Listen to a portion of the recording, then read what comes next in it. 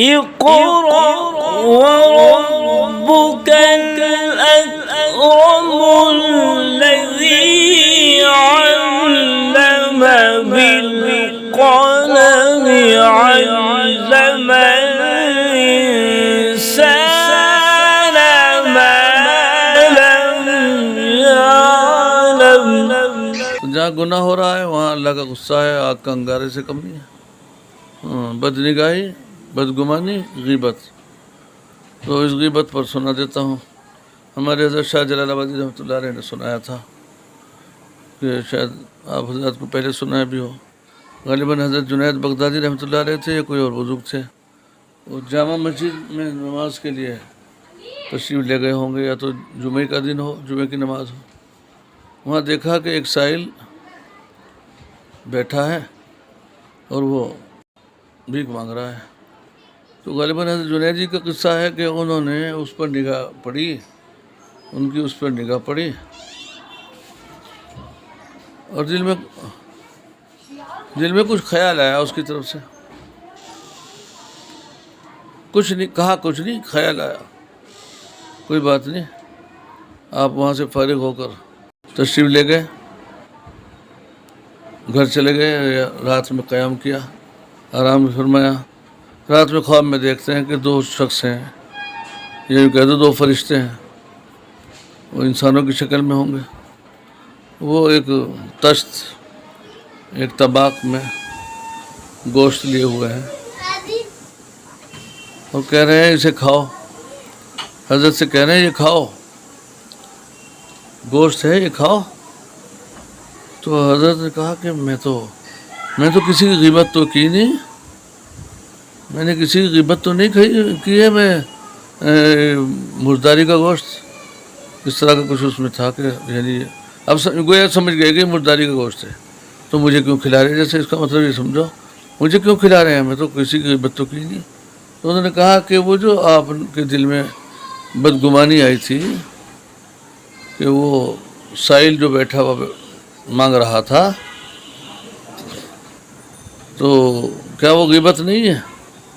بس اتنا سننا تھا کہ آپ کی آنکھ کھلی، گھبرائے، ڈرے، دہشت ہوئی، اور فوراً یا جس وقت بھی یا صبح میں اٹھ کر چلے اور تلاش میں لگے کہ اس شخص کو تلاش کروں، معافی مانگوں، اس شخص کو تلاش کر کے معافی مانگوں. تو آپ کہیں بھی گھومتے گھومتے ادھر ادھر تلاش کرتے رہے. پھر وہ کہیں جا کے نظر آئے. تو وہ جیسے مان لو ہمیں نظر آ گئے، وہاں بیٹھے ہیں، ہم ان کی طرف کو چل رہے. تو انہوں نے کہا اچھا خواب دیکھ کر معافی مانگنا آئے ہو. انہوں نے کہا وہ جو بیٹھے تھے وہ سائل، وہی خواب دیکھ کر معافی مانگنا آئے ہو. خود ہی جواب، ابھی تو معافی کو کہا نہیں، ابھی تو دور ہیں، معافی مانگنے کے لیے کہنا چاہ رہے ہیں، ابھی کہہ نہیں پایا. انہوں نے کہا اچھا وہ خواب دیکھ کر معافی مانگنا آئے ہو. اور پھر کہا اچھا وہ جو میں مانگ رہا تھا تو کیا 3 دن کے فاقے کے بعد مانگنا جائز نہیں ہے؟ اپنے آپ ہی بغیر سوال کے جواب. کیا کہا؟ 3 دن کے فاقے کے بعد مانگنا جائز نہیں، چاہے کتنا بڑا بھی سیٹ ہو، نواب ہو، کچھ بھی ہو، اگر فاقے میں ہے اس کے بعد کچھ نہیں ہے تو اسے مانگنا جائز ہے. 2 باتیں ہو گئی. 2 ایک تو ایک ہاتھ دور سے معافی دیکھ، دوسرے کیا معافی مانگنے آئے ہو. ایک تو یہ تھا وہ 3 دن کے فاقے کے بعد کیا مانگنا جائز نہیں ہے. تو ان کے خیالوں کا جواب ہو رہا ہے.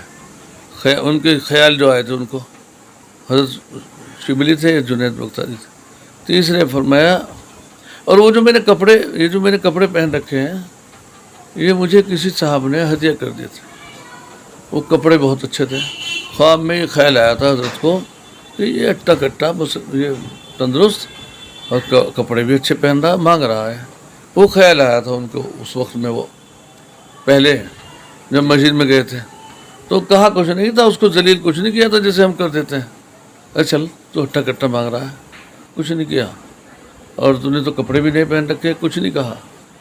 وہ جواب رات کو وہ جو معاملہ ہو کے اب یہ جواب دے رہے ہیں کہ کیا 3 دن کے فاقے کے بعد مانگنا جائز نہیں؟ وہ تو میں اس لیے مانگ رہا تھا.